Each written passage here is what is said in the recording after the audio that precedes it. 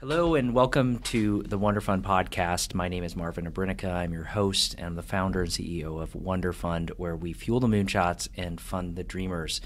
Today we're going to be talking with my friend Caleb Gilbert, who's the founder of Esgro out of Atlanta, Georgia, and he's created a new company and is part of the Charlotte ecosystem. So hello, Caleb. How are you? I'm doing great. Hello, Marvin. Thank you for having me today. Great. Well, so tell me a little bit about yourself and what's going on with Esgro. Yeah. So Esgro came about when I was in school, I was studying, and oftentimes I would have to do odd-end jobs to try to make ends meet. And I was a tutor at one point, and oftentimes I would get these clients, and they would either cancel or not show up, and this put me in a pretty bad financial bind. You know, in one specific time, 1 week I had like 3 or 4 canceled or not show up, and that was $200. And $200 to me was monumental. It often meant the times between, me being able to pay my bills or eat. And that pain or that struggle that I went through at that point is what caused the spark of Esgro. Because there's not an affordable, easy solution to essentially spin up a holding account between you and another person. And I knew it was such a large problem, and I knew it hasn't been solved yet because I would have been using it if it was.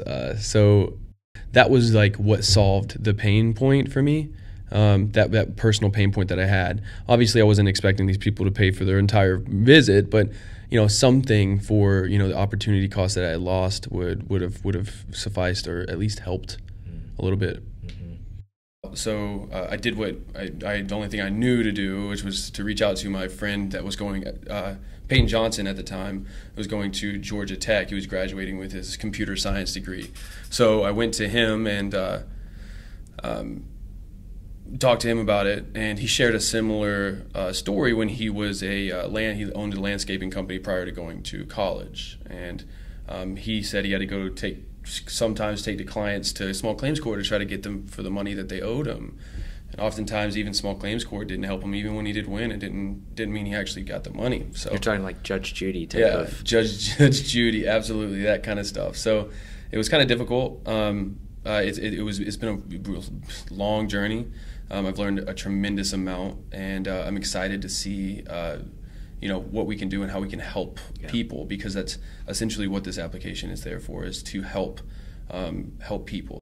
So that was where that's where the Atlanta story started, and then we got accepted to this accelerator in Charlotte, and which was like an amazing experience. It was great, especially since the company is young compared to a lot of other tech companies.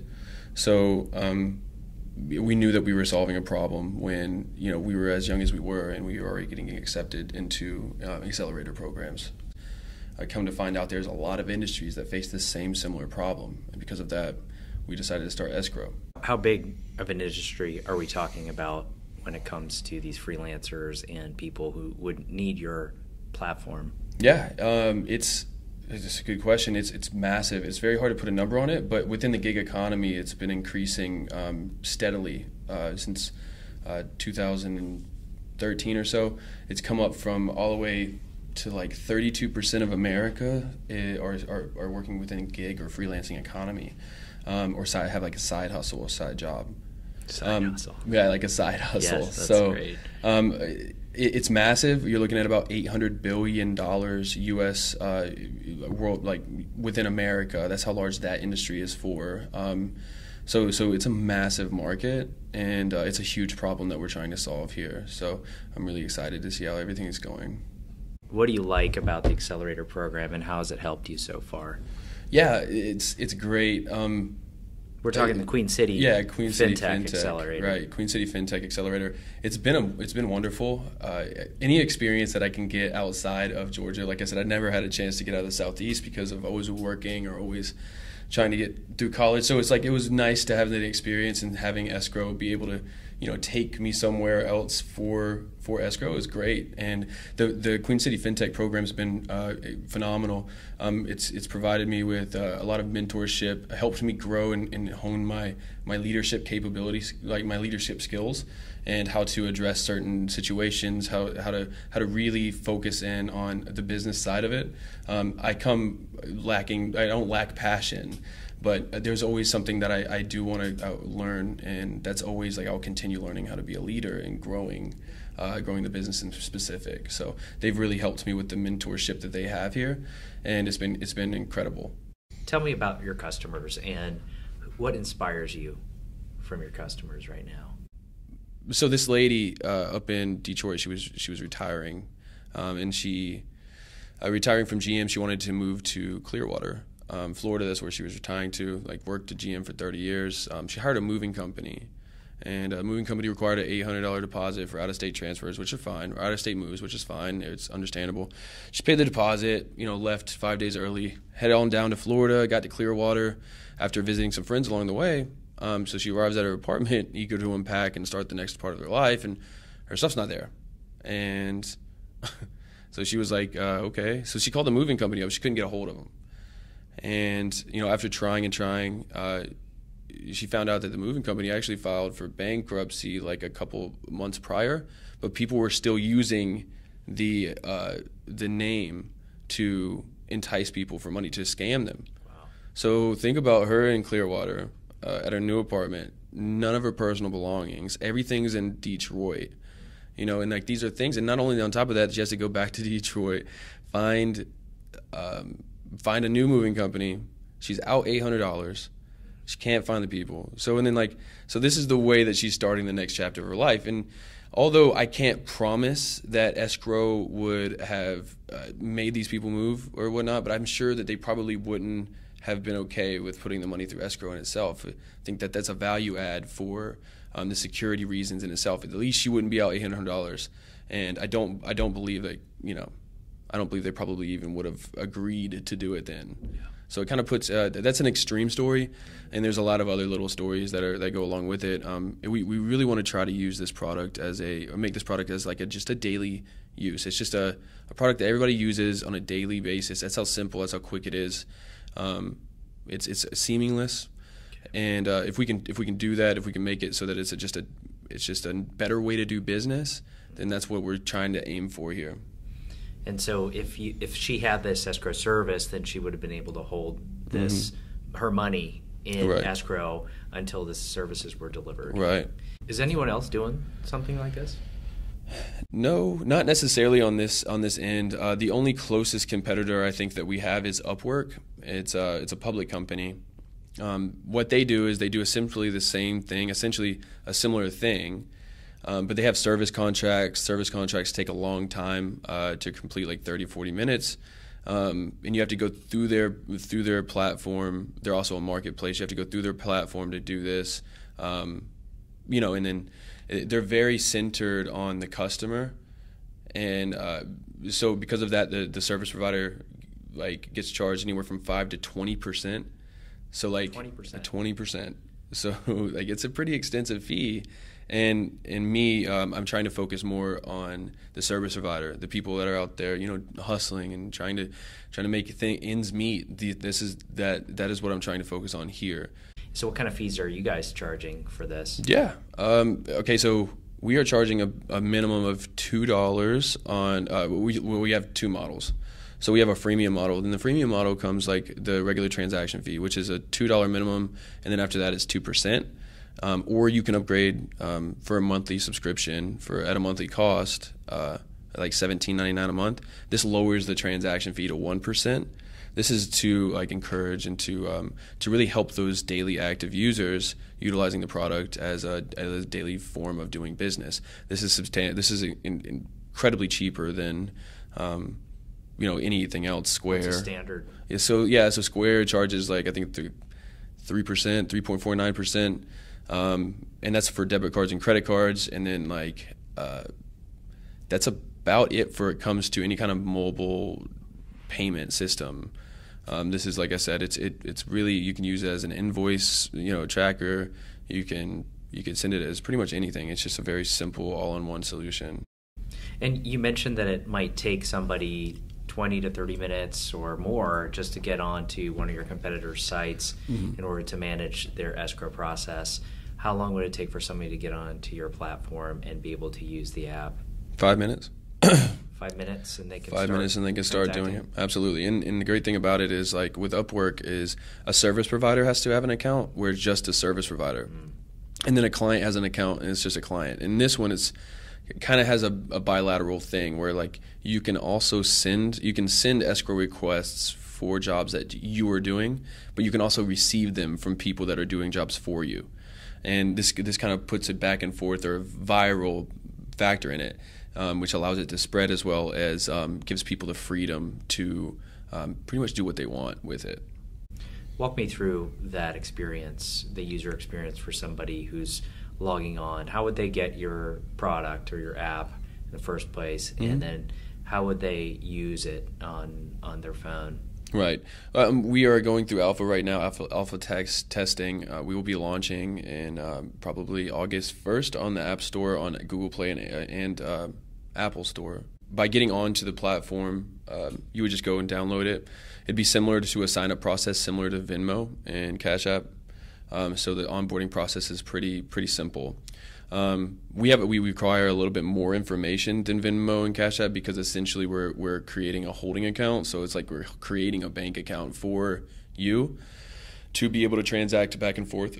And because of this, we just have to we need a little bit more information. But yeah, no, that's it. I mean, you would go through the process. A service provider would create a request. Let's say, like for instance, I'm mowing your lawn for $100.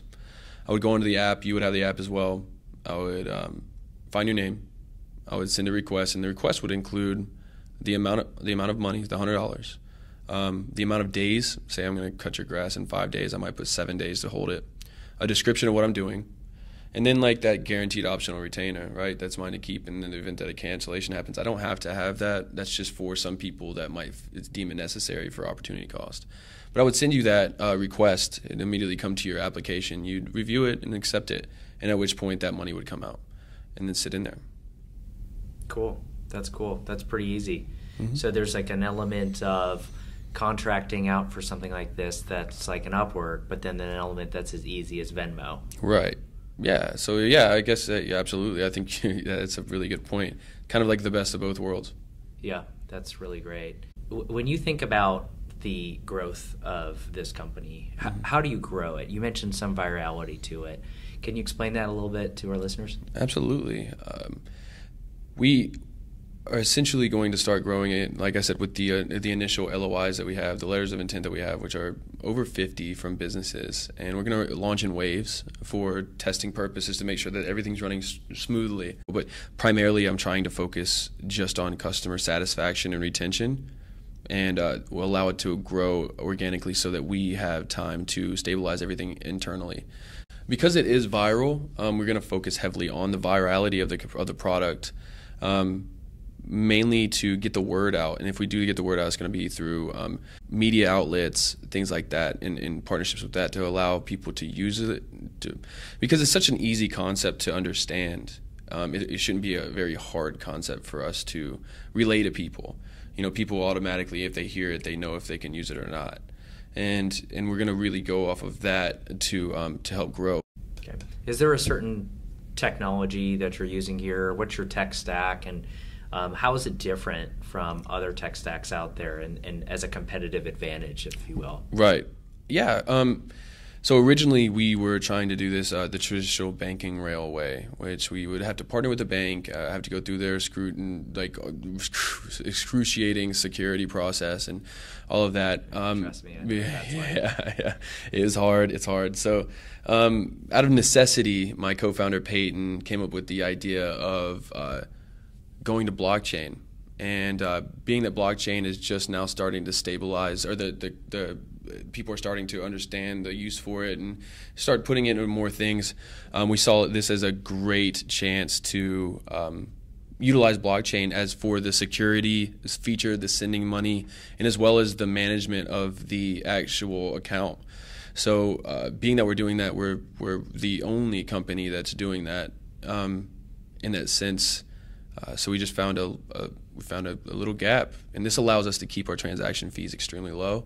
I see. And also provide a more security for our product as well.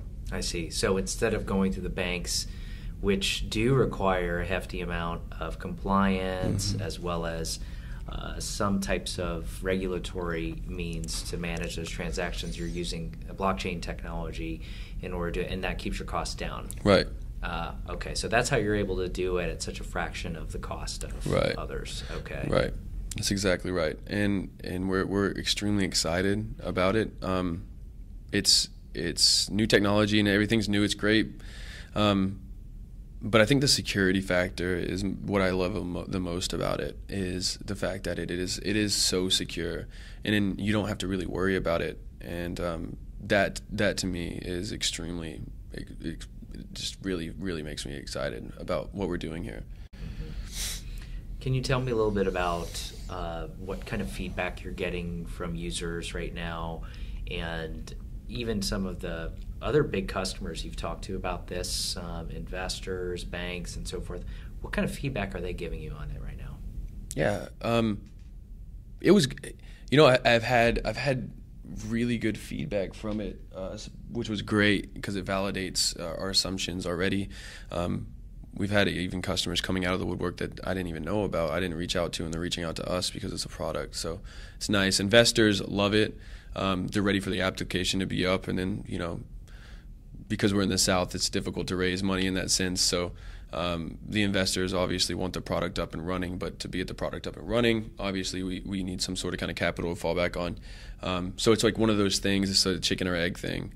They love the product, and I'm sure I've had several reach out from Silicon Valley in that sense. But I think crowdfunding, like I said, crowdfunding through WonderFund will be the real ticket for us, because it is such a relatable application, and it allows people to become invested in a solution that they know, or that we all know, that it needs to be up. So this allows them to take ownership or partner in the vision and the dream that we have to create the solution.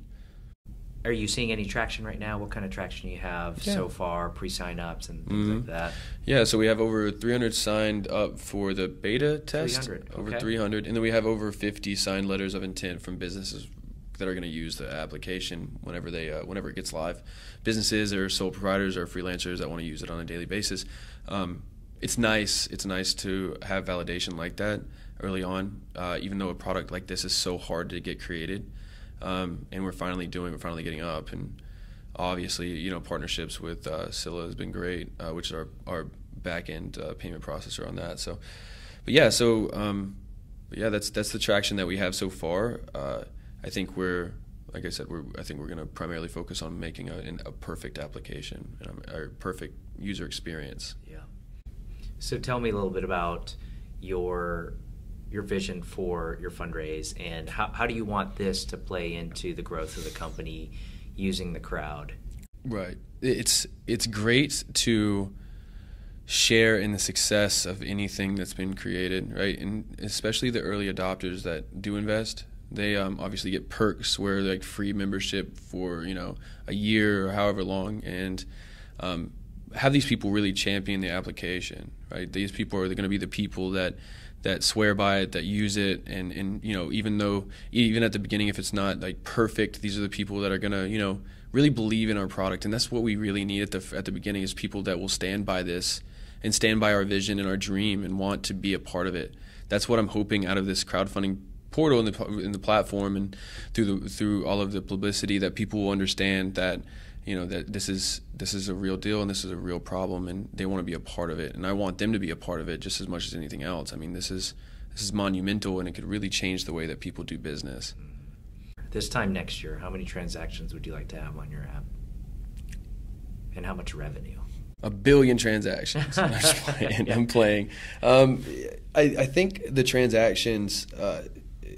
I'm hoping to 10,000 transactions, 15,000 transactions would be pretty awesome. Within the next year, we're looking at through the transaction fees, or through like I said, we have two different models. So through subscription model, we have $17.99 a month. So we're looking at about anywhere from $45,000 to $65,000 in recurring revenue every month from just the subscription fees.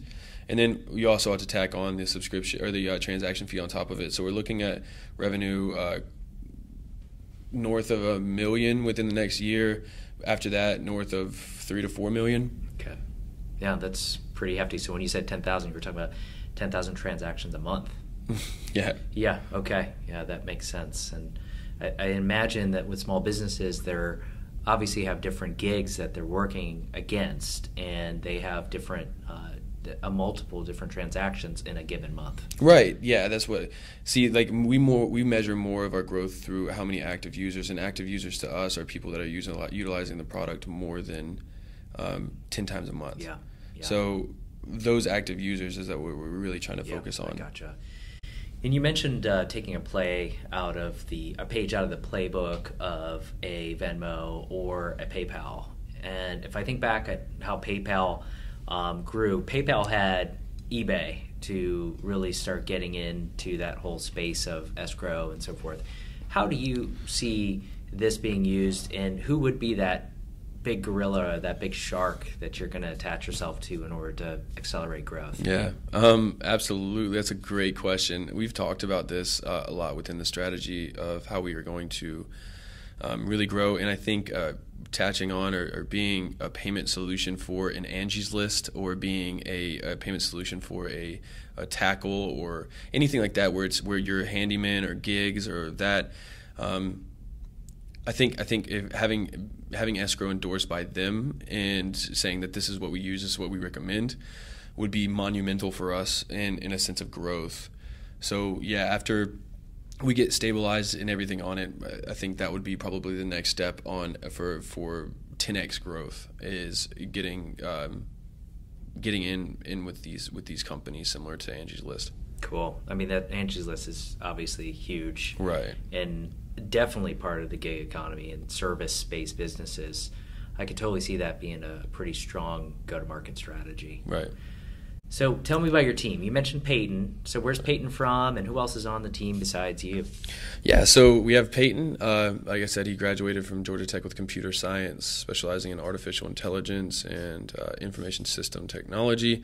We have Tamia Chidratna. He also graduated Georgia Tech in computer science, him specializing in UI UX design.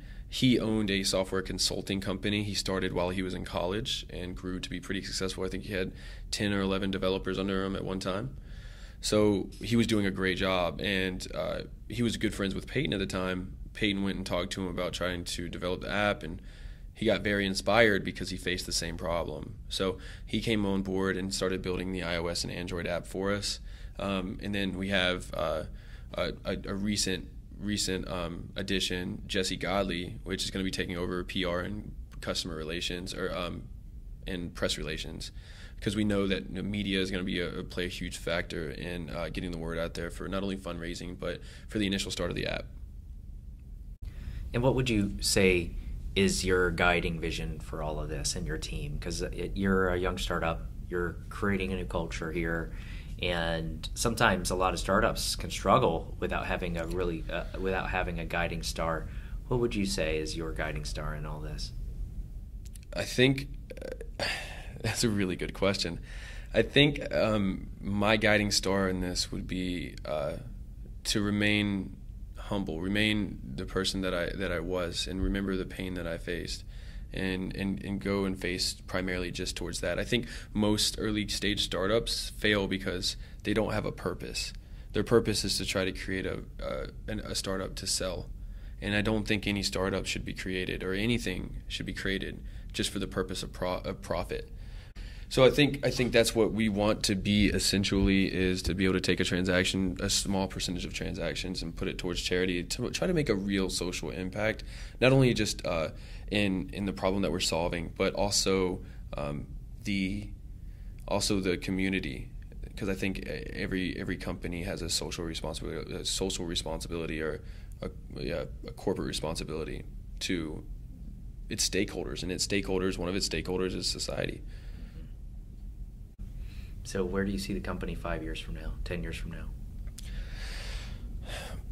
5 years from now, if I would have to guess, or where I want to see Esgro 5 years from now, is starting to become a major player in payments within services, up and down the East Coast, starting to spread to the West.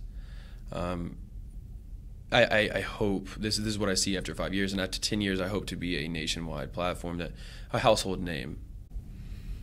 So what do you need to make all this happen? How much are you raising? What kind of terms are you raising on? And what kind of interest have you heard from investors? Right.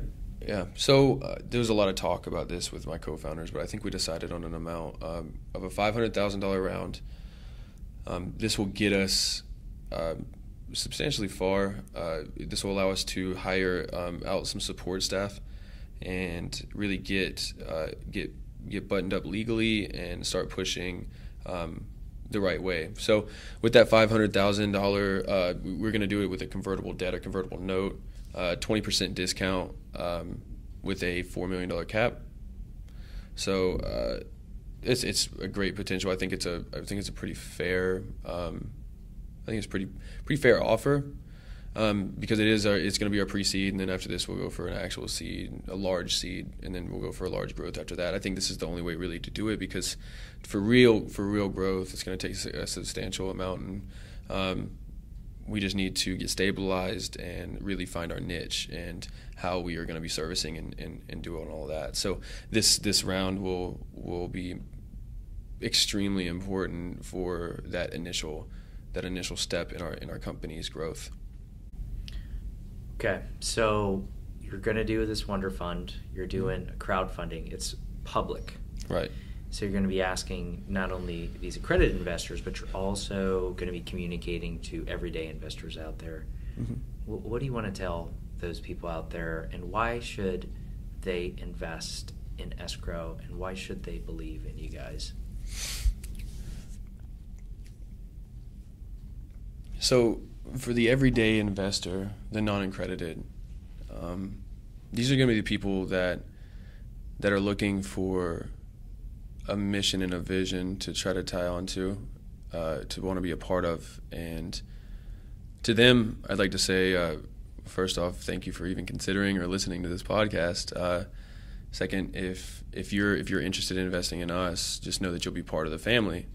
Like, it's very important for us to get this up and running. It's very important for society and myself. I think this will really solve a problem. So I'll be really thankful for anything and everything that's been given for us. So that's what I have to say to them. I really hope that our mission inspires you to do something, or to be a part of it. I know that it's inspired a lot of people. For the accredited investors, I wanted to thank you a lot for coming through. Wonder Fund to raise, it's gonna be great. It's monumental. We have so like, if anything, if you believe in a mission or something bigger, or doing something bigger for society, and you believe in making a lasting change, or you believe in changing the status quo, then I'd love to hear from you, because I feel like that's what we're doing. So next week is demo day. Mm-hmm. What are you most excited for on demo day here at the Queen City FinTech Accelerator? It's always exciting to pitch this. I just first started pitching in front of live audiences like 3 months ago. So the first time was very weird and very awkward. And although I bartended through college, I was very good with speaking to people. I was not comfortable with speaking in front of a large crowd. So those are just one of the hurdles that I've had to overcome. And it's weird, isn't it? Yeah, it's so strange. It's so strange because you don't get really any feedback while you're talking. You don't really know where the audience is at, if you're connecting with them or if you're vibing. So it's just not something I was naturally good at. So like, it's something that we've obviously honed within this cohort. Like my skills has gotten a bit better, but I'm excited because the last few times that we pitched, there's always been people that come up to me and thanked me, or has been so excited about the product. and that validation to know that I'm on the right track, that I'm creating something that people want and that people will use is really nice. It's not, I remember somebody in the audience, in fact, saying, "Hey, I want to download this app. How can I download the app?" And I thought that was so great to hear that. Yeah, it was awesome. It wasn't staged, actually, and as funny as that is, you would think it was, but yeah, that's it's really it's really something to just be standing up there and have somebody raise their hand like that. Yeah. It's always interesting because there's a ton of startups that are out there, and a lot of them at early stage, pre-product, they haven't built anything yet. And it's incredible when you start pitching an idea that you have and a minimum viable product that you put together, and you start getting some meaningful traction from people. And what kind of advice would you give to other entrepreneurs who are out there who are trying to get to that stage? Because it can be disheartening sometimes. Quite frankly, it can be very disheartening to have something and you need capital to build it, and you're scraping by, you're bootstrapping to get this minimum MVP out the door, and you just keep pitching it and you keep going and going. So what kind of advice would you give to other entrepreneurs out there who are trying to do that?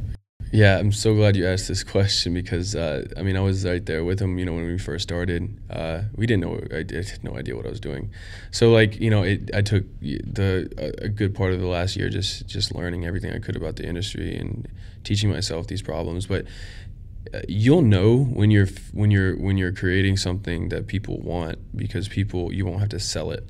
You could say it's all selling or what it is, but when you go out and you actually speak to your customers, which that is my most important thing, that's what fuels me the most, is speaking to my potential customers. When you go out there and speak to those people, you'll know if you are solving something that they really want, because you won't really have to convince them, right?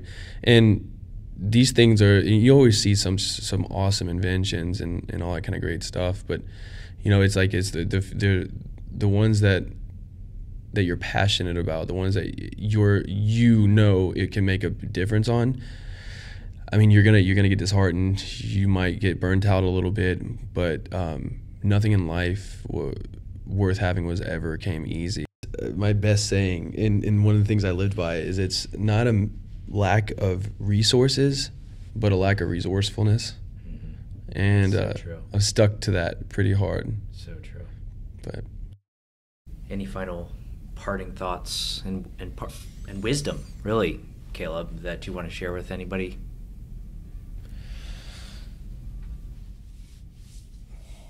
Yeah, this hits home with me. This application, this what we're doing here is extremely passionate for me. I'm very, very passionate about it, and there's nothing else that will keep me up, at night working, 100-hour weeks than to try to create something that could potentially help millions of people. I'm continuing to learn every day. I was not a CEO by birth, but I have loved being a leader, loved to inspire others to follow. But as a manager, I'm learning every day. As a CEO, I make mistakes. But I will, without a doubt, make this application available for anyone and everybody so that it could potentially benefit them and change their lives. Well, that's all the time we have for this interview. Again, my name is Marvin Abrinica. I'm with Wonder Fund. And you can find Esgro at esgro.com. Where you can learn a little bit about what they're doing there, and you can learn about their fundraise, which is opening up here next week. And you can also find them at wonderfund.co/escrow. So signing off, it's Marvin Abrinica, Wonder Fund, and we're fueling the moonshots and funding the dreamers. Hope to catch you next time. Thanks.